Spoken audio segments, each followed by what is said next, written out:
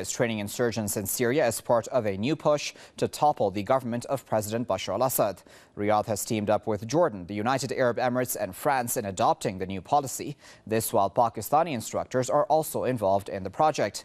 According to the Foreign Policy Report, the aim here is to unite the mainstream armed opposition in Syria, many of whom are extremist forces, under the banner of a unified army. The decision comes after signs of rifts in relations between Washington and Riyadh. The United States recently abandoned plans to launch a military strike against Syria. Many analysts have warned about the backlash from supporting Salafist and extremist forces in Syria. Well, to discuss that a bit further, we're now joined by Mr. Lajos Shazdi, who is a political commentator who's joining us live now from Puerto Rico. Sir, as always, thanks a lot for joining us. Now, how do you assess this latest Saudi push to try and unite these insurgents? There have been many divisions amongst them for quite a while now. Yes, well, it's really an attempt, I would say, to try to bring the main insurgent groups under its umbrella, organize them better. Saudi Arabia has been supported guerrilla groups, insurgents inside Syria, training them from camps in Turkey and also in Jordan. And by the way, in Jordan, apparently there are training camps in which the Saudis, together with the French trainers from the United Arab Emirates and also Pakistanis, are training the insurgents.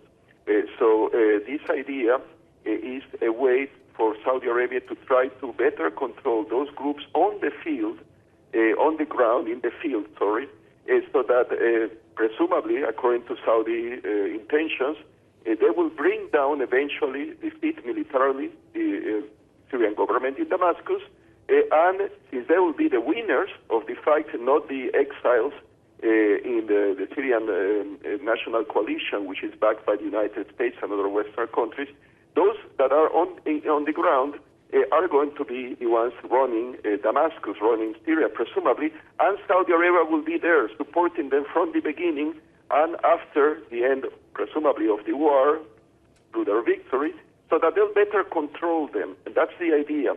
And the intention of using Pakistani trainers is, I think, an act of desperation, since they are apparently very upset, the Saudis, that the United States and its NATO allies, the French, the British, the Turks, didn't intervene militarily as they wanted. Now they are looking for other ways to try to defeat the Syrian army. And do you believe that this effort of the... sorry to interrupt you, Mr. Shazdi. I just want to ask, do you believe this effort of the Saudis will succeed? No, I don't think so. The tide has been turned. I believe that the Syrian army is defeating the rebels, like, for instance, their capture of a southern suburb or town, south of Damascus, the opening of the Hama-Aleppo road or highway. That's a very important strategic goal. They are defeating, apparently, the rebels in the areas neighboring Aleppo, the second largest city of Syria.